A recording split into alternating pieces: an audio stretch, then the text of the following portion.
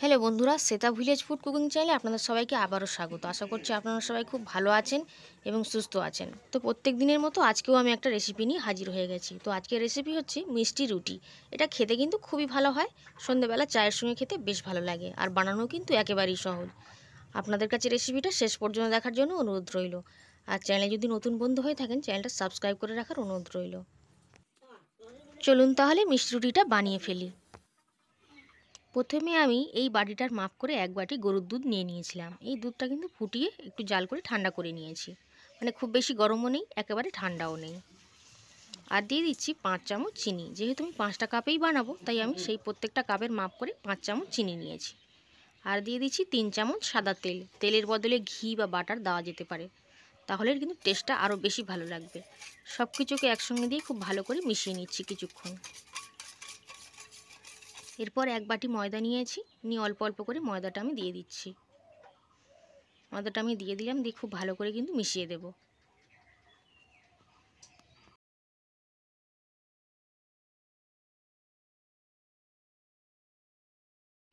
আবারও আমি হাফ বাটি ময়দা নিয়ে নিয়েছি, নিয়ে এটাও কিন্তু মিশিয়ে দিচ্ছি। আমার মোট 1.5 বাটি ময়দা কিন্তু লেগেছে 1 বাটি দুধের জন্য।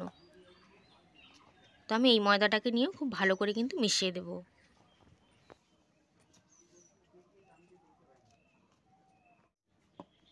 এখন আমি ব্যাটারটাকে কিছুক্ষণ ধরে এভাবে ফেটিয়ে নিচ্ছি। এভাবে ফেটিয়ে নিলে কিন্তু ফুলবেও বেশ, খেতেও বেশ ভালো লাগবে রুটিগুলো। আর ব্যাটারটা কিন্তু এইরকমই হবে, কেকের ব্যাটারের মতন একটু ঘন কিন্তু হবে না। আর এখন আমি বেকিং পাউডার দিয়ে দিচ্ছি। 1 চামচ বেকিং পাউডার দিয়ে দিলাম, দিয়ে আবারও ভালো করে মিশিয়ে দিচ্ছি। খুব ভালো করে মিশিয়ে নিয়েছি। এখন আমি ঢাকা দিয়ে রেখে দিচ্ছি, আধ ঘন্টা পরে ফিরে আসব। আর এখন এই 4টে কাপ আমি নিয়েছি, আর ওদিকে একটা কাপ রয়েছে। কাপগুলোকে খুব ভালো করে একটু ধুয়ে মুছে নিয়েছি। আর এখন একটু তেল দিয়ে দেবো সবাইকে, আর তেলটা খুব ভালো করে এদের গায়ে চতুর্দিকে ছড়িয়ে দিচ্ছি।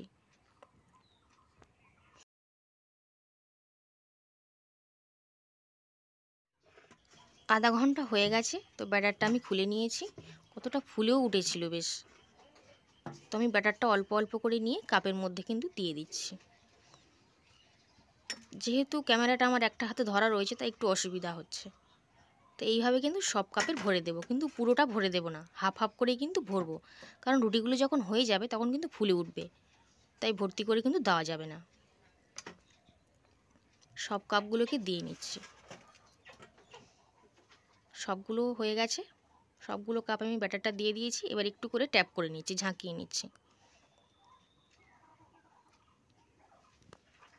আর উনানে একটা কড়াই বসিয়ে দিয়েছিলাম, কড়াইটা একটু গরম করে নিয়েছি। একটা থালা বা প্লেট এরকমভাবে দিয়ে দিতে পারেন। আমি একটা থালা বসিয়ে দিলাম, দিয়ে সব কাপগুলোকে এভাবে বসিয়ে দিচ্ছি। রেসিপিটা বানানো খুবই সহজ, আর খেতেও কিন্তু খুব সুন্দর হয়। সবগুলোকে বসিয়ে ঢাকা দিয়ে দেব।